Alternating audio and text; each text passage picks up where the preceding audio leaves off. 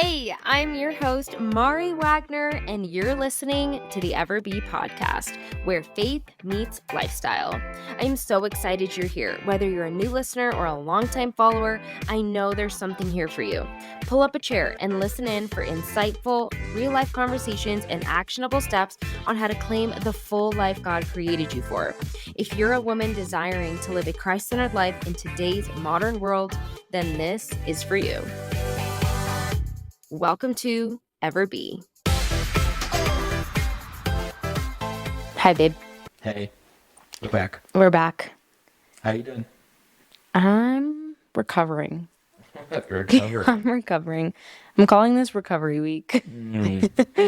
Recovering from what? Well, our travels. If you listened to maybe a couple weeks ago, you heard that we were traveling to Washington to visit my family and for my dad's birthday party and everything, and we were gone for basically 8 days or something like that. I think it was. You think it was more than that? 10 days? I think it was actually 10 days. It's 10 days. I think it was 10 days that we were traveling, and we got back Sunday night. We got back to our house at 1:30 in the morning, which isn't that wild. But every single day that we were traveling, we went to bed between 12 a.m. and 2 a.m. And the earliest was 12 a.m., but most of them were 1:30 a.m. Yeah, the earliest we ever went to bed was midnight. And I mean, we felt it. Yeah. We were exhausted. And Well, I feel like I haven't felt that way in this really long time. What do they call that? Your sleep bank or something? Mm. Do you know that concept? No. I remember learning about it once, but there's some sort of sleep bank, and we just drained the bank. We drained it. And people do talk about how you can't actually make up sleep. Yeah. Have you heard that? Yeah. I think I don't understand that, but yes, I don't I've heard understand it. And maybe I believe it, but I also do feel like taking a nap helps if you're behind on Or sleep. just sleeping in the next day. I feel like Or sleeping in the next few days. Yeah, the next few helps. days really helps.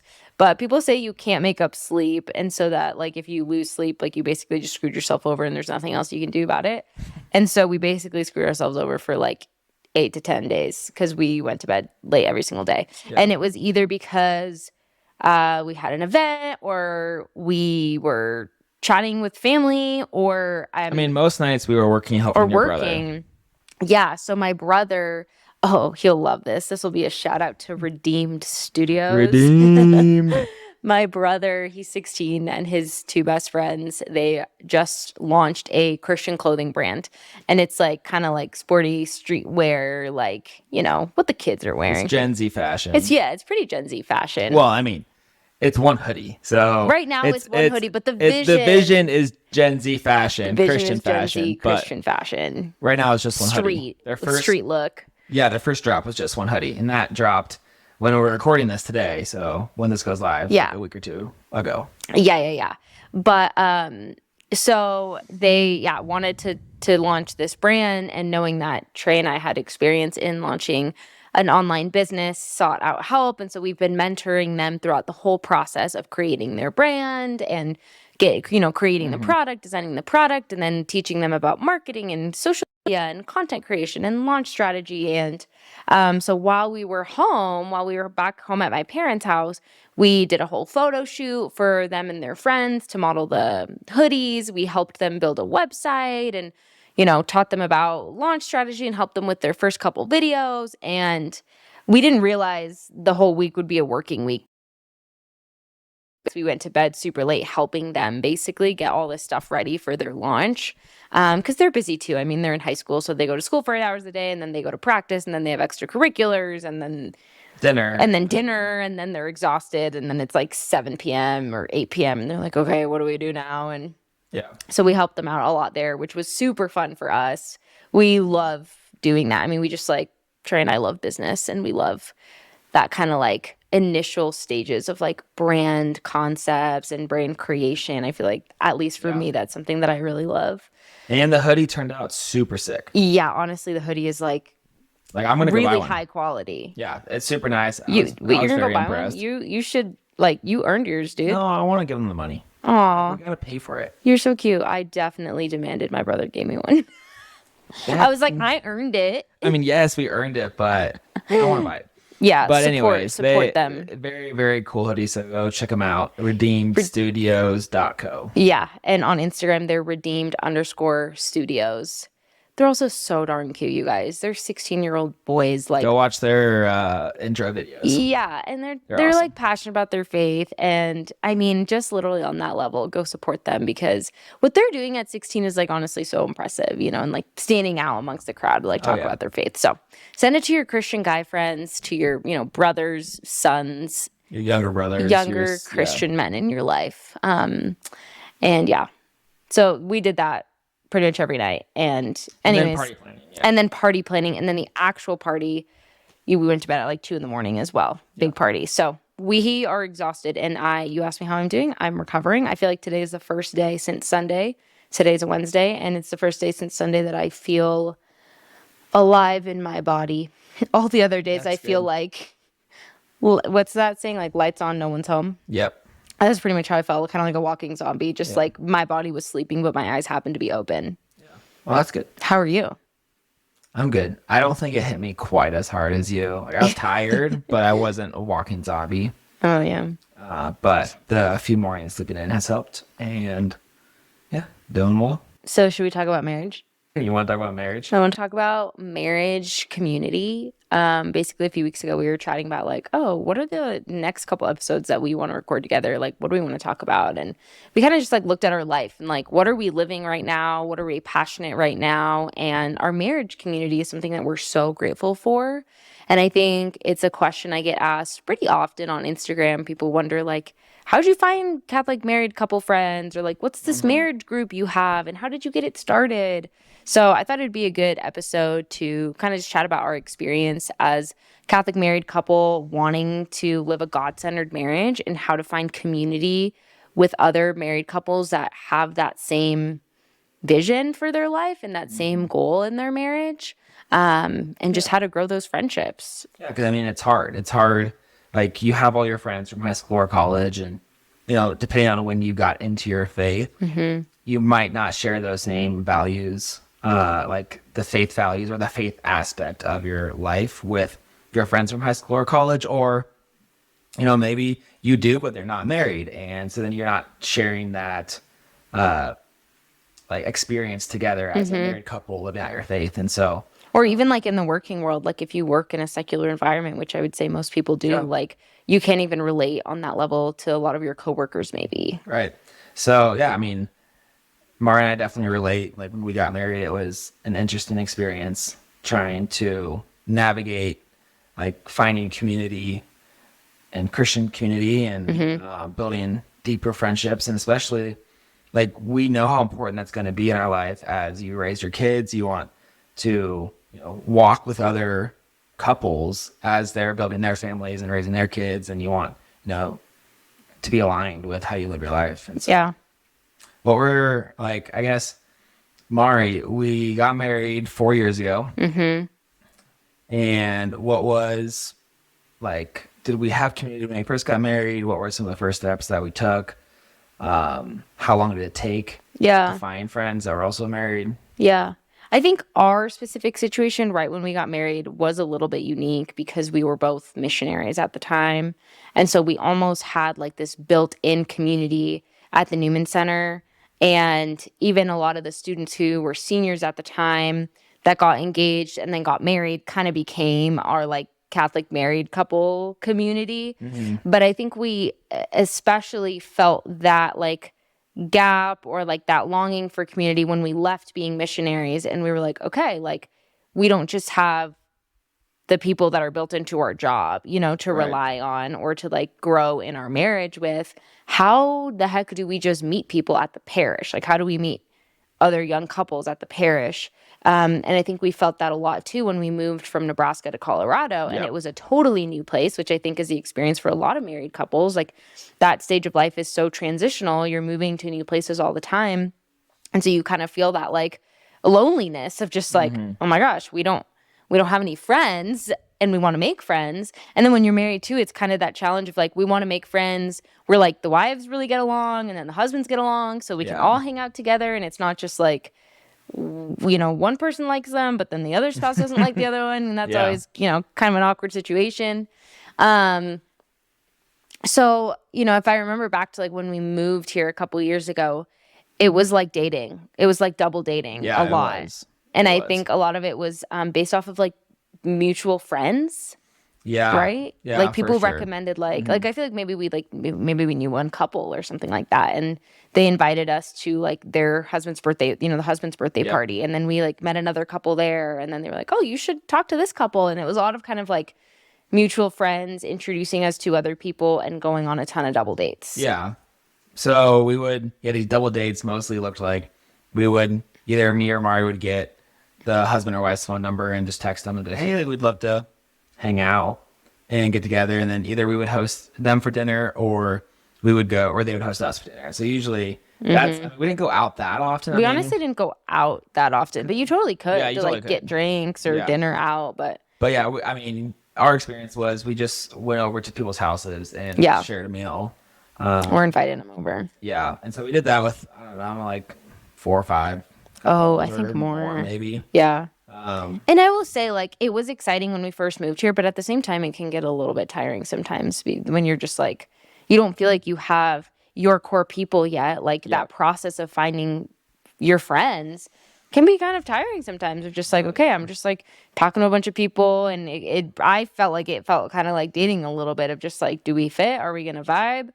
Are we going to get a second date? It's like when you invite them over for dinner and you're like, are they going to invite us back, next month at their house? Or like, who's hosting next? And I feel like that's when we kind of like found the groove of like the people that we did grow closer relationships with, was that like we really vibed during that first hangout. And then the other person was like, hey, we'll have you over next time. And then they would make an invite.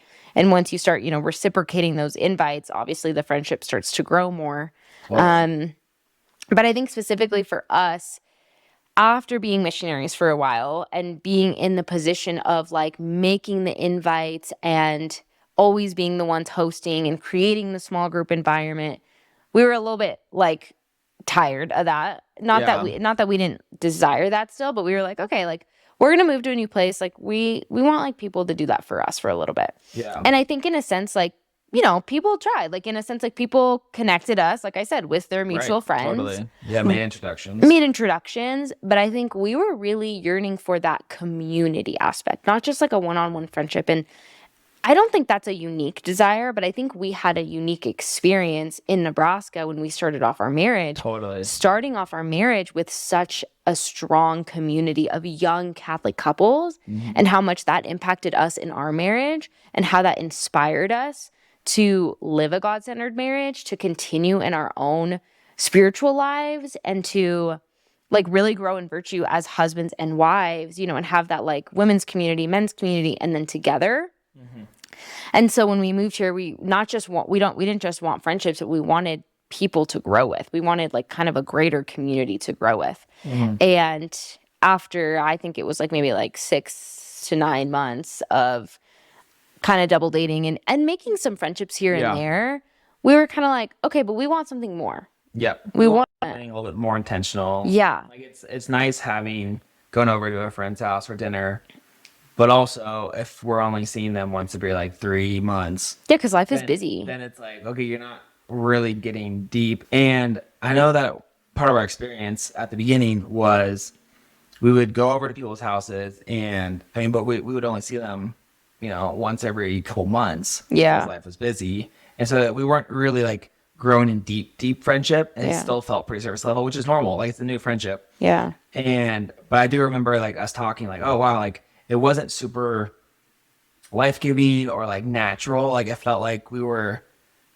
like almost like, I don't know, like forcing it. Like forcing a friendship. But like, it was just a new friendship, and there's nothing wrong with that. Yes. But it's just like it just takes time to develop. Yes. And to feel comfortable in that friendship and like deep in that friendship. Correct. And so it like, instead of like going over to a friend's house you've known forever and you can just like lay on their couch and do nothing or just talk about whatever and you can be silent together, it was just like, it wasn't as natural as that, which is completely normal. And because you need time to get there, and Exactly. you need so many like points of connection to get to that point. And in the adult life, you know, between work and travel and family time and just other things that go on, you don't see each other as frequently. Totally. And so then like these experiences that we're having, it's like, yeah, it's fun going to dinner, but it was just like, it wasn't as good of a community as we had wanted. And so, and it felt just like, oh yeah, we're going to sit here and dinner, we're going to have a good time. But like there was a sense of depth that was missing. Yeah, totally. And so we kind of like sat down one day and chatted about like, okay, who are our friends? And honestly, like I had a list of notes on my phone of just like the friends we had made that we had liked. Well, then like, we're trying to remember their names. you know, and we were just meeting so many people that we wanted to kind of like keep track of like, oh, we met this couple and what were their names? And we were trying to be really intentional about our community and about building community. And this is, I guess, also just a tip too, if you want to build community, like this is a way to be intentional. I had a notes on my phone and I listed the couples that we had met. And then we would look at our calendar and be like, okay, this weekend, you know, I think like every week we were like either on a Friday or a Saturday, like, who do you want to reach out to? Like, is there someone you want to reach out to invite over for dinner or to ask to go out or something like that? And that would help us build those friendships, especially early on when you first move and you feel really alone and you feel like you don't have anybody. Yeah. And I think to add on to that is it takes actual effort. Like finding community doesn't happen by accident for most people. Like it takes a lot of effort and dedication and intentional effort to make it. A lot of times you can like see a group of friends or like, you know, see from a distance a community and be like, oh, like it looks so easy. I wish I had that. But like it really does take intentional work. Yeah. Like, having intentionality to write names down on the notes app on your phone. And then I remember you would always like get on me, be like, oh, who are you texting? Like, because I feel like guys just don't think about it as much as girls do. We don't think about it. And, and like you can't just text a couple to, hey, like, what are you doing tonight? What are you doing tomorrow night? Do you want to get dinner? Yeah. It's like you text them. I mean, like maybe you can, but I just feel like it's so much less likely that people will be free on the spot because as adults, so much is going on. Yeah. So like you would be like, okay, Trey, who can text this week to hang out? And then we would each try to text somebody, but then it'd be like, oh, that dinner, that hangout is going to be 2 weeks from now because they're busy. Yeah. And so, yeah, it just takes time and effort. Yeah. And so, yeah, I think like 6 to 9 months into us moving to Colorado, we kind of like looked at that list and we were like, okay, like we want to have more intentional friendships. Like who out of this list of people that we've met do you feel like we have maybe connected with the most? You know, we like both spouses. We feel like that friendship is reciprocated. We're like they've, you know, invited us and we've invited them. Yep. And we picked out like 3 other couples on that list that we were like, we really love these people. We really feel like our friendship is growing and that we really align on our faith, on our values, on our morals, all that kind of stuff, how we want to raise a family. All in similar like ages and stages of life. Oh yeah, all in the same stage of life. And we basically decided like, okay, you know what? Like we're going to be those people again. We're going to be the missionaries. Like, you can't take it out of us. And it's true. Like, some people are just, like, given those gifts, I feel like, to kind of bring people together and to cultivate community. And so we were like, we're going to start a marriage group. And we're going to propose this to our new friends. And so basically, I sent out a text to the girls, to the wives. And I was like, hey, ladies, this was, like, last November. Or, like, last November? Well, a year and a half ago. A few months ago. Yeah, a year and a half ago. And I was like, hey, you guys, like, it's, you know, well, I actually texted him in October. It's Mari here, in case you haven't saved my phone number. No, they knew who I was at this point. But it was October. And, you know, girls in October are just obsessed with fall. You're on a fall kick. Yeah. And so it was literally the first week of October. And I was like, you guys, like, I want to host a fall dinner party and like do all the fall things. Like, let's get together, invite your husbands, want to host you guys at our house. And I did include like a tidbit because I didn't just want to like spring it on them at dinner. And I included like a little thing about like Trey and I have been talking about how we can cultivate more intentional to share kind of our thoughts on that with you guys. Okay, so you did add a little tidbit. I did. Okay. Because I don't remember that. I thought we just invited them over for dinner and then hijacked the dinner with like, okay, now you're roped into this community. No. I sent them a text saying that, and I included a sentence being like, we want to create, we've been talking about how to create how to cultivate a more intentional marriage community.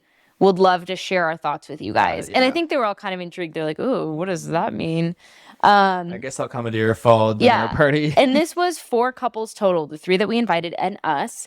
And I sent that text first week of October. And the first available date that all 4 couples could get together was the first week of November. Yeah. And so that just goes to show like how intentional you have to be, right? Because I was like trying to plan something for like the next few weeks, and everybody was like, nope, it won't work until a month out. So we met that next month. Trey and I had basically the what we pitched was like meeting once a month for dinner and reading a marriage book together, like honestly, like a Catholic marriage book together, so that we could all grow in our marriage and learn how to have a more God-centered marriage, and then have a community to discuss it with that we trusted to share our own experience and how we're each growing or where we're struggling or what we're learning. And just like know that there are people alongside you that care just as much as you do about growing in their marriage and prioritizing their marriage and their faith specifically. Yeah. Well, in that dinner, we didn't just like spring it on them right away. Oh no, yeah. We like hung chatted out for like and 2 hours. It was like 2 hours into the dinner. That's when we like brought it up. Yeah. It was kind of funny though, because we were, wrapping up dinner and I was like kicking Trey under the table, like, okay. Say like, something. This is your moment. And I wanted him to be the one to say it, like let the man lead. And like, I just feel like when the man like says something, it's just like there's authority that comes with it. And I just feel like it'll at least get the other guys a little bit more. Yes, more bought in. Like there's that level of respect of like, oh, like Trey's inviting us. And so I was like kicking Trey under the table, like, okay, like go for it. Like, and now it's your turn. Yeah. So anyways, like Mara said, we proposed this idea and we just said like, no pressure. You don't have to give us an answer now. Like you guys can talk about it, see if this is something that you guys want to commit to, but we do want there to be a commitment that you actually like are going to make the effort to. Yeah. Like to show up once a month. Be in this community, read the book with us and show up once a month. And so, and then I don't know, a couple weeks later, like we followed up with all of them, and 2 of them said yes, and 1 said no. Yep. And that's fine. Like the other person, like they just realized they didn't have the time commitment. Yeah, they probably couldn't commit to that time. They also live further away, so it was going to be a farther drive. And so it didn't work out, and that's fine. Yeah. But we did get 2 couples, and so there was 3 couples, including Mari and I. And for a year, we met pretty much every month. Yeah. And Trey and I had picked out a book in advance that we had heard of that was good. Also, like a very basic level book. Yeah. What was it called? The Good, the Messy, and the Beautiful. Yes. Is that what it's called? Yep. By Ed Sri and Beth Sri. Yep. I have a podcast episode with Beth herself talking about the book if you want to hear about it. Yeah. And so, I mean, we just took it slow. I mean, like the primary purpose of this was community. Yeah. And we also like didn't know them super, super well. And so we just wanted to like continue to build that friendship. Yeah. And so the format is we would each read like 2 chapters at a time. And very low like commitment. Short, like very low, like 10 pages or 15 no, pages. I think it was more than 10 pages. But in 30 days, they weren't very long chapters, and it was like low commitment so that we could make sure everybody read and we had something to discuss. And then we would all rotate, taking turns who hosted dinner. We'd show up for dinner and just hang out, eat dinner for like an hour and a half. And then at the end, usually when we were like done eating dinner, we would start talking about the book. Yeah. And like what stood out to us, what resonated with us, what challenged us, what encouraged us. And now led into a whole other set of conversations. Yeah. And so, I mean, these dinners are honestly like at least 3 hours long, like 3 to 4 hours, I feel like. I don't know if it's ever been 4 hours. Dude, but I think the first dinner we had was probably 3.5 hours. 3 hours, yeah. So, but it's been super fun. Like, we've really enjoyed it.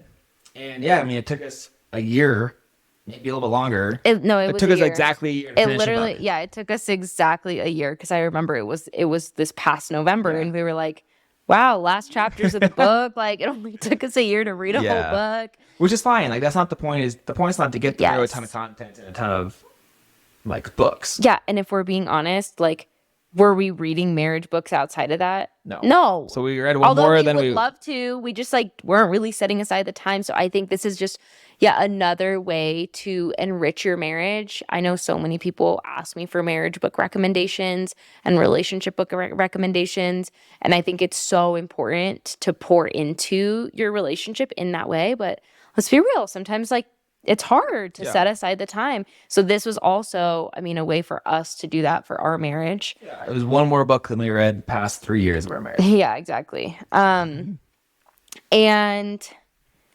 yeah, I just feel like it made for some really awesome conversations and also just brought us together as friends too, because when you're talking about marriage, like there's just a level of vulnerability that is brought into the conversation. And then also when you're bringing faith into it, there's also just like another level of friendship that you're able to get to, knowing that Yeah. you're all like seeking God in your relationship. And, you know, we start the night with prayer, we end the night with a prayer to the Holy Family. And so we're asking for the Holy Family's intercession as we're all trying and striving for God-centered marriages. And let's be honest, like it can be difficult or weird or awkward sometimes to bring up faith conversations into a friendship that's just starting. And at least for guys it is. And so this was like an excuse where it's like, okay, now we have to like pivot the conversation from just talking about our lives or Sports. sports or the movies or like whatever we did that week or our To be families, intentional. to be like actually intentionally talking about faith. And so it gave us like an excuse to like force or to incorporate faith conversations into our friendship, which is awesome. Yeah, and I think it's just so helpful to have married community, like married, even if it's just one other married couple that is rooted in their faith and is striving for the same things that you as you are and has those same values and how they want to like live their marriage and raise a family. Even if you just have one other couple like on the journey with you, it is so fruitful. And I know for me, like my best friends that are married and Catholic, like it's been such a blessing to both of our marriages to be able to have that level of trust and openness with each other when someone is like struggling in marriage in a sense or has a question of just like, have you, gone through this, or like, how have you guys dealt with this issue, or we're facing this, to have that level of trust to be able to share and be like, yeah, like, I'll share from my experience and be able to like help each other and encourage each other along the way. Yeah, so we read that first book and then we're just starting our second book. Yeah, we took a little break from November For the basically holidays. to now. We wanted to meet in February, but then life got busy and then March was kind of insane. So we were able this month actually, we're going to restart Yeah, with a new our book. group with a new book. What's the name of that book? Oh, Trey. We are supposed to have 2 chapters read by next Friday, but I just checked them. They're really short. 3 to Get Married by Fulton Sheen, Yes. which is like a top recommended Catholic marriage book. like when we were engaged. I wanted to read this like looking, 6 years ago. Yeah, we were looking for books to read, and we did read some books, but this was always one of the top books people recommended to us to get married. Yeah. So I'm excited to read this one because it is a little bit more of like a theological book. I think the first one was a little bit more like practical and more just like not surface level, but like entry level, like this is what marriage is going to look like. And like these are the things you'll encounter and here's how to love each other better. Whereas this one I feel like is going to bring in the theology of like how God created marriage to be and like how God plays a role in your marriage. And boy, do we need that so much because you're bringing 2 broken human beings under one roof to become one. And neither of us are perfect. And like and neither of us will love each other perfectly as much as we truly love each other and in our hearts truly never want to hurt each other and like want to like take each other to heaven. We just like can't do that alone. We can't do that alone. So I'm super excited to get into like kind of the theology of marriage and how God plays a role in it. Just to, I don't know, run after holiness together. Yeah, run after holiness. No, Honestly, I love it. It's exciting to me.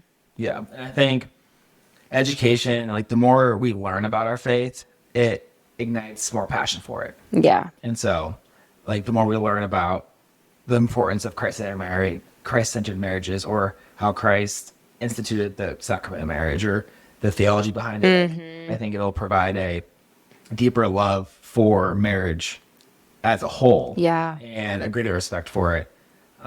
So yeah, I mean, I'm really excited too. So I think now let's talk about maybe just give some recommendations of books to read. Yeah.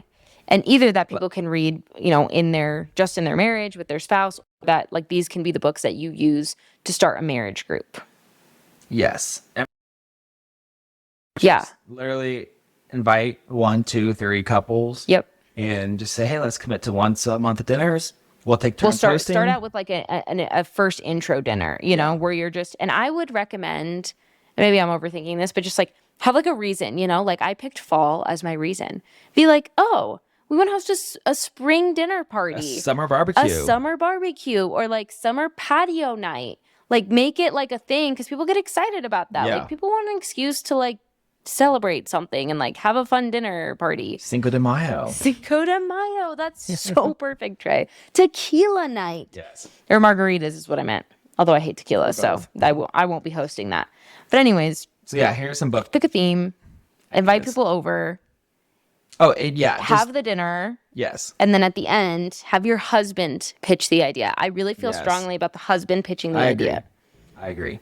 And it just takes one person or like one couple to initiate it. Like everybody's gonna think like, oh, somebody else can do that. That's not me. Like I can't do that. Like literally all it is just host one night and propose the idea. Because from there on, like we don't do anything. It's just like we just alternate hosting. It's not extra work. It just takes one person, like one couple, to take the initiative to do this. Yeah. It's really not that much work, and it just takes like we can all sit around and think, oh, I'm not the person who can lead a group like this, so and that's not my personality, or have that fear of just like I wouldn't know how to lead the I wouldn't know marriage how to group. lead it, or like I'll wait for somebody else to do it. Like I don't know, that's not my place.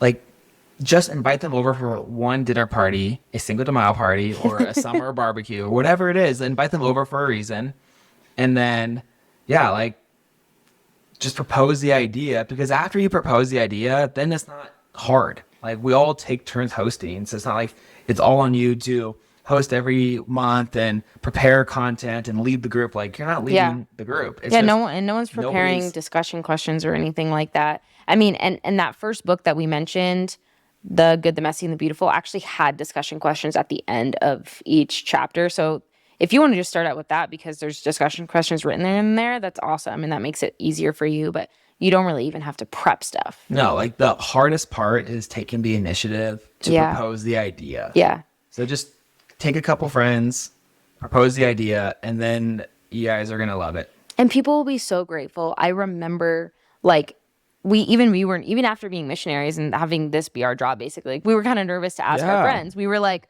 what if they're going to think we're weird or like too much or like what if this they is don't like, want this? Yeah. Or what or if they already just, have stuff. Yeah. Like on. they already have friends or community, or they're just like, oh, like we don't really want this. I don't know. We were just nervous about it.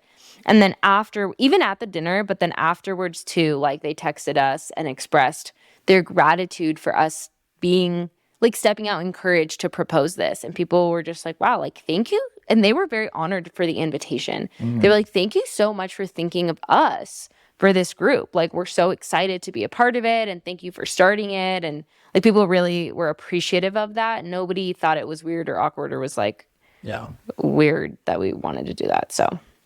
All right. So they already know what party they're going to host. So now what is the book they should recommend? Okay. I asked ChatGPT here. What are some recommendations of books to read for Catholic married couples on marriage? First one, 3 to Get Married by Fulton Sheen. Of course. Yes. Glad we're going to be reading that one.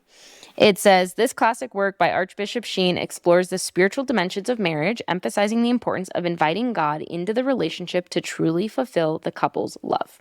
Love it. Number 2, Love and Responsibility by Carol Wojtyła, a.k.a. JP2. Forewarning there. Yeah. That's going to be very heady, very theological.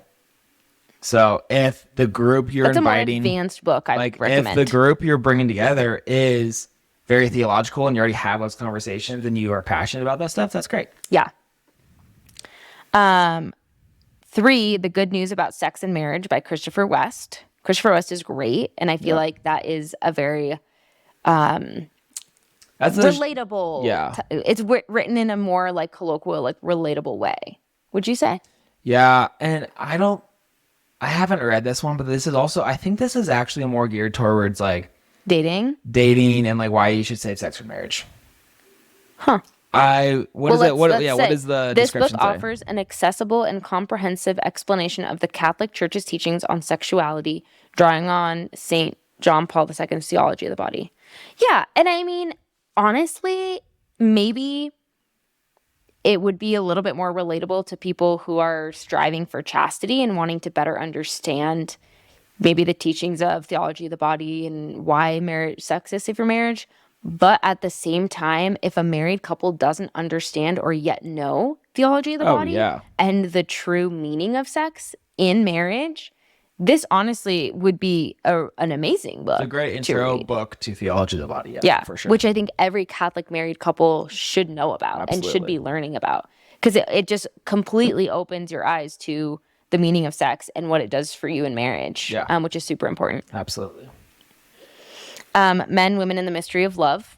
Okay, yeah, this is Edward Surrey. This is very similar to Christopher West's Good News About Sex and Marriage. We read this It's- one while we were dating. Yeah, This is a good book for dating and engagement. Yeah, it's broken down. It's Edward Surrey's breaking down John Paul II's love and responsibility and theology of the body. Like those are the two huge contributions that Pope St. John Paul II provided the church, and these are basically taking that very heady, dense language that a pope wrote and breaking it down into how we can understand it and apply it practically in our life today. Yes. Again, very, very good for couples to understand what theology the body is. Yeah. But it is more geared towards, I would say, like people who are dating or understanding chastity, not necessarily somebody who's already married and trying to grow in their marriage. But if you're married and you don't know what chastity is, then yes, definitely read this. Totally. We also have Holy Sex, a Catholic guide to toe-curling, mind-blowing, infallible loving by Dr. Gregory Popcak. Yeah, this is like a top recommendation everybody gives. This is like the holy grail of sex books in the Catholic world. So read it. It says this book offers a candid and faith-based approach to understanding and embracing sexual intimacy within marriage, highlighting its sacred and joy-filled nature. I don't know if you do this in a group though. I don't know. Maybe you could. But Yeah, I wouldn't do this in a group. No, I wouldn't. Because you want to be able to have conversations about it, and sometimes there's just things that like don't need to be shared with other people. So this one I would do within your marriage, Yes. but I would really encourage that you do it within your marriage. Definitely read it, yeah. So good. Another one, this is one that we were gifted. We haven't read it yet. Spiritual Discernment in Marriage. While this book provides a broader look at married saints, it will address how couples can discern God's will together in their married life through stories of saintly couples. That's beautiful, just to be able to married saints and emulate how they lived their marriage. Yeah, that would be a great one. Any other recs? Yeah, one last one here is also by Dr. Gregory Popcak, and I haven't heard of this one. For Better, Forever, a Catholic Guide to Lifelong Marriage. Provides practical advice for couples to strengthen their marriage, emphasizing communication, intimacy, and conflict resolution. Wow. Those are all things every marriage needs. Communication, intimacy, and conflict resolution. Yeah. Those are big ones. And That'd then probably be a good one. Sarah Swafford just wrote a book, right? Oh, that one's great too. Gift and Grit. Gift and Grit. Let me look up what it has to say about that. Yeah, out of that about list, I would Gift say and the ones that we're Grit? most familiar with that we would recommend as our top choices is Three to Get Married by Fulton Sheen, The Good, the Messy, the Beautiful by Edward Surrey. And then maybe this Gift and Grit by Sarah Swafford. That last one's not really good too, by Dr. Popcat, or whatever his name was. Yeah, let's see. Okay, Gift and Grit says how heroic virtue can change your life and relationships. She writes it with her husband, so Sarah and Dr. Swaff. Dr. Swaff. I just know his name is Swaff, but I forget his first name. I think Andrew. Is it Andrew? I don't know his first name. I don't know. Sarah and Swaff explore how cultivating virtue can profoundly impact personal relationships, including marriage. She discusses how virtues such as courage, patience, and perseverance, qualities that resemble grit, are essentially for nurturing and sustaining healthy relationships, and how living out your faith in daily interactions offers encouragements for couples to view their relationship not just as a personal commitment, but as a pathway to both personal and spiritual growth.